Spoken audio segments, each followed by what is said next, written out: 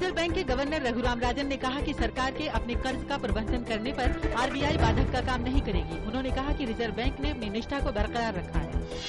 Reserve bank के governor ने कहा कि मुद्रास्फीति पर निगाह है, उम्मीद है कि उचित खाद्य प्रबंधन से कीमतें घटेंगी। उन्होंने कहा कि इराक की घटनाओं पर निगाह रखी जा रही है। पर्याप्त भंडार और चालू खाते के घाटे में कमी के मद्देनजर भारत बाहरी क्षेत्रीय चुनौतियों से निपटने के मामले में बेहतर स्थिति है।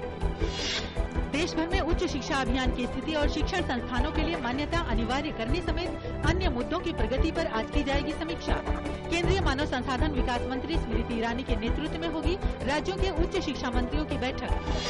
केंद्र सरकार ने देश में भूमि के कटान को पूरी तरह से रोकने और उसकी उर्वरा क्षमता को बढ़ाने के लिए 2030 तक का लक्ष्य तय किया।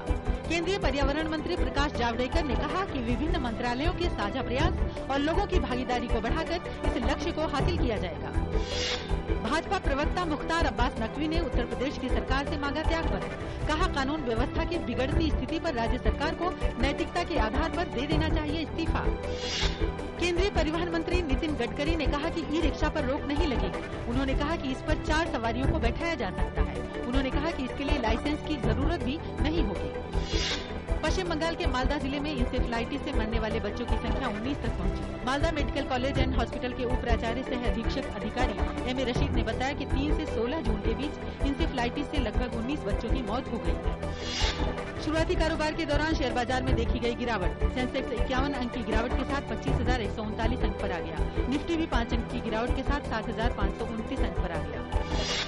आज डॉलर के मुकाबले रुपया 34 पैसे कमजोर होकर 6 सप्ताह के न्यूनतम स्तर 60 रुपये 50 पैसे प्रति डॉलर पर आ गया। कल के कारोबारी सत्र के दौरान डॉलर की तुलना में रुपया 39 पैसे कमजोर होकर 60 रुपये 16 पैसे प्रति डॉलर पर बंद हुआ था। इराक में चरमपंथियों ने देश के उत्तर में स्थित तल अफर शहर पर कब्जा किया। तल अफर सरकार और चरमपंथियों के कब्जे वाले इलाके के बीच स्थित शहर है। यहाँ रविवार को लड़ाई शुरू हुई थी। विदेश मंत्रालय ने कहा है कि भारत इराक में हमले की निंदा करता है और इराकी सरकार और जनता के साथ अपनी प्रतिबद्धता को दोहराता है। विदेश मंत्रालय के प्रवक्ता सैयद अकबरुद्दीन ने कहा कि विदेश मंत्रालय वहां की स्थिति पर लगातार नजर बनाए हुए है। अफगानिस्तान में भारत के राजनयिक अमर सिन्हा ने कहा है कि अगवा भारतीय नागरिक एलेक्सिस प्रेम कुमार अपहरणकर्ताओं के पास सही सलामत है। उन्होंने कहा कि भारत और अफगानिस्तान के प्रशासन मिलकर समाधान तलाशने में जुटे हुए हैं। ऑटोमेटिक हथियार लिए दर्जनों सोमाली चरमपंथियों ने केन्या के छोटे से तटीय शहर पर कल भारी हमला किया। आतंकियों ने पुलिस चौकी पर धावा बोला, 2 होटलों को आग लगाई और सड़कों पर गोलियां बरसाई। इन हमलों में लगभग 48 लोग मारे गए। पाकिस्तानी सेना ने उत्तरी वजीरिस्तान में लड़ाकू विमानों और टैंकों के जरिए जबरदस्त अभियान चलाया है, जिसमें विदेशी सहित करीब 184 तालिबानी आतंकवादी मारे गए। आईईडी धमाके में 6 सैनिकों की भी मौत हुई। फीफा विश्व कप में आज के मैच में अमेरिका ने घाना को 2-1 से हराया। मैच की शुरुआत में ही अमेरिका की तरफ से क्लिंट डिम्पसे ने गोल कर अपनी टीम को 1-0 से आगे कर दिया।